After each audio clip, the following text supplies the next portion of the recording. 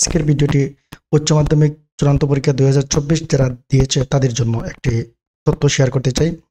উচ্চ মাধ্যমিক পরীক্ষা দিয়ে শিক্ষার্থীরা বসে আছে, ফলাফল কবে দিবে? নিশ্চয়ই শীঘ্রই, খুব কাছাকাছি ফলাফল দিয়ে দিবে। তার পূর্বে আমি একটি সুখবর দিতে চাই। এখানে স্ক্রিনে দেখতেই পাচ্ছ যে এখানে সবকটি সাবজেক্ট পরীক্ষা হয় নাই, যার জন্য শিক্ষার্থীদেরকে নির্দিষ্ট পরিমাণে কিছু ফি শিক্ষা বোর্ড ফেরত দিয়ে দিবে। এই বিষয়টি আজকে একটু কথা বলি এবং ক্লিয়ার করে দিই, এবং বিষয়টি সবাই যাতে জানে সেই জন্য এই টিউটোরিয়ালটি করা। আমরা জানি যে পরীক্ষা সম্পূর্ণ পরীক্ষা হয় নাই, সব পত্র পরীক্ষা হয় নাই।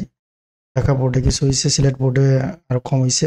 তো সেই জন্য শিক্ষার্থীরা ফর্ম পূরণে যে টাকাটা খরচ করছিল, ফর্ম পূরণ করছিল, সেখানে সব টাকা ব্যয় হয় নাই।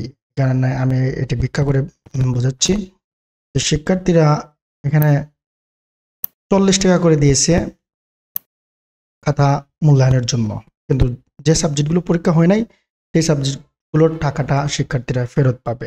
40 পূরণ যতটা সাবজেক্ট পরীক্ষা হয় নাই তত টাকা এটা দিবে শিক্ষা বোর্ড, এবং আরও কিছু টাকা পাবে প্র্যাকটিক্যাল বাবদ। কিছু টাকা শিক্ষার্থীরা পাবে, সেটা কত? প্র্যাকটিক্যাল বাবদ শিক্ষার্থীরা পাবে 45 টাকা করে প্রতিপত্র। এর মধ্যে আইসিটি পরীক্ষাটি হয়ে গেছে, আমরা জানি। আইসিটি বাদ দিয়ে যে প্র্যাকটিক্যাল পরীক্ষাগুলো হয় নাই, যেমন সায়েন্সের জন্য ফিজিক্স, কেমিস্ট্রি, ম্যাথ, কমার্সের যদি প্র্যাকটিক্যাল থাকে তাহলে সেটা স্বাভাবিক হিসাবে।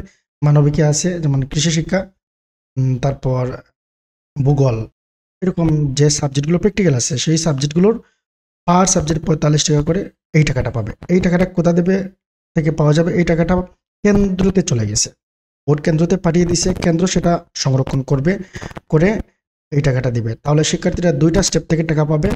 একটি স্টেপ হলো বোর্ড থেকে পাবে খাতা বাবদ মূল্যায়ন, যে পরীক্ষাগুলো হয় না সেই খাতা বাবদ মূল্যায়নের জন্য 40 টাকা করে পার পেপার।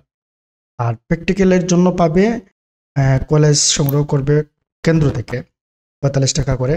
এই দুটো টাকা মিলে যত টাকা হয় সেখানে এই টাকাটা শিক্ষার্থীরা পাবে। তার মধ্যে এখানে দেখতে পাচ্ছি এই প্র্যাকটিক্যাল বাবদ কেন্দ্রতে যে টাকাটা চলে গেছে সেখান থেকে 10% কর্তন করবে উৎসে খর হিসেবে সম্ভবত।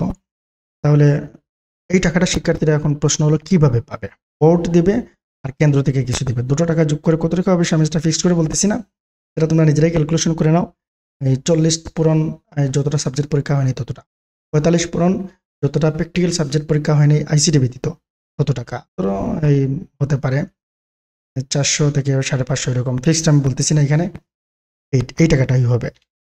এখন নিচে আরেকটি নোটিশ দেখতে পাচ্ছি, এখানে দেখতে পাচ্ছি আরেকটি নোটিশ। সেটা কি, কারা এই টাকাটা পাবে? শিক্ষার্থীরা এখানে বিজ্ঞান বিভাগের শিক্ষার্থীরা তো পাবে, ব্যবসা ও মানবিক বিভাগের শিক্ষার্থীরা পাবে, অনিয়মিত পরীক্ষার্থীরাও পাবে।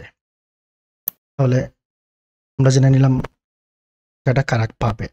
যারা ফর্ম পূরণ করেছে এবং যে সাবজেক্টগুলো পরীক্ষা হয়নি সেই টাকাটা পাওয়া যাবে। এখন প্রশ্ন হচ্ছে কিভাবে শিক্ষার্থীরা পাবে? ব্যাংকের মাধ্যমে পাবে নাকি মোবাইলে বিকাশ, রকেট এগুলোর মাধ্যমে পাবে সেটা একটু বলি। এটি আসলে আমরা করোনার সময় দেখছিলাম যে এইরকম পরীক্ষা হয় নাই বলে টাকাটা রিটার্ন করছিল, তখন যেটা করছিল কলেজ নোটিশ করে সেটা দিয়ে দিয়েছিল একটা নির্দিষ্ট ডেট দিয়ে। ওই ডেটে সব শিক্ষার্থীরা গেছে, অ্যাডমিট কার্ডের একটি ফটোকপি নিয়ে তখন সেটা স্বাক্ষর করে তারা টাকাটা নিয়ে আসছে। এভাবেই হওয়ার সম্ভাবনা বেশি। তাহলে খোঁজখবর রাখতে হবে। এই টাকাটা কলেজ সম্ভবত একটি নোটিশ করবে এবং নোটিশে বলে দিবে কবে শিক্ষার্থীদের টাকাটা বন্টন হবে। যে ডেটে নোটিশ করবে ওই ডেটে শিক্ষার্থীরা চলে আসবে কলেজে এসে, যাতে বিষয়টি মিস না হয় সেই জন্য একে অপরকে শেয়ার করে এই রিসিভ করার জন্য কলেজ নোটিশ যেটা করবে সেটা সবাই শেয়ার করে জেনে অবশ্যই চলে আসবে। কলেজ নোটিশ করার পরে সেটা টাকাটা ফেরত পাওয়া যাবে। করতে থাকো, তার ভিতরে নিশ্চয়ই রেজাল্ট হয়ে যাবে। আর সবার জন্য শুভকামনা রইল।